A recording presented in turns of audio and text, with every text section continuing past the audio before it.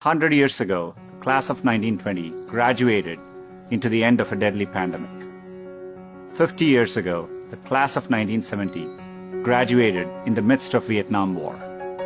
And nearly 20 years ago, the class of 2001 graduated just months before 9/11.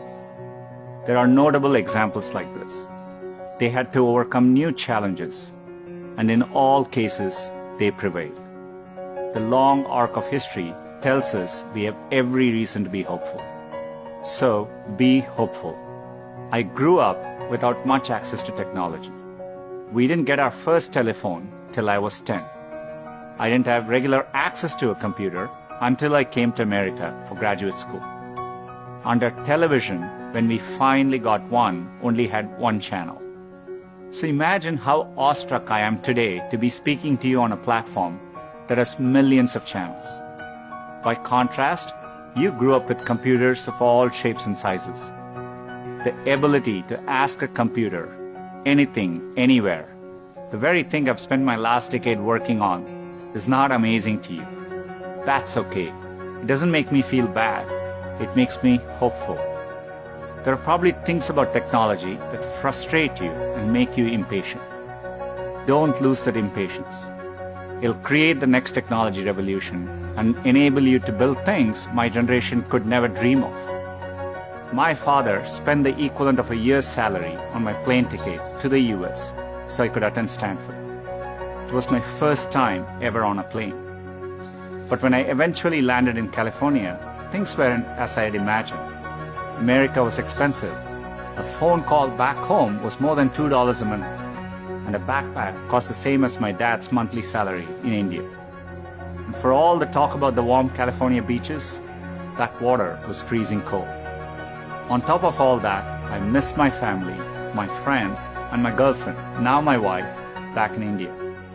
A bright spot for me during this time was computing. For the first time in my life, I could use a computer whenever I wanted to. Completely blew my mind.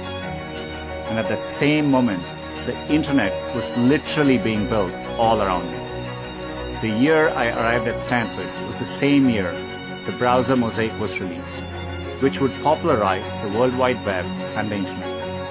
The summer I left was the same summer that a graduate student named Sergey Brin met a prospective engineering student named Larry Page. These two moments would profoundly shape the rest of my life. But at the time, I didn't know it.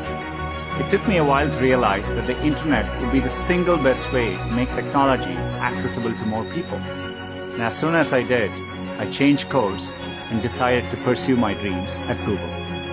Inspired by the wonder that first browser created in me, I led the effort to launch one called Chrome in 2009 and drove the effort to help Google develop affordable laptops and phones. Believe me when I say I saw none of this coming when I first touched down in the state of California 27 years ago. The only thing that got me from there to here, other than luck, is a deep passion for technology and an open mind. So take the time to find the thing that excites you more than anything else in the world. Not the thing your parents want you to do, or the thing that all your friends are doing, or that society expects of you. I know you're getting a lot of advice today, so let me leave you with mine. Be open, be impatient, be hopeful. If you can do that, history will remember the class of 2020, not for what you lost, but for what you changed. You have the chance to change everything.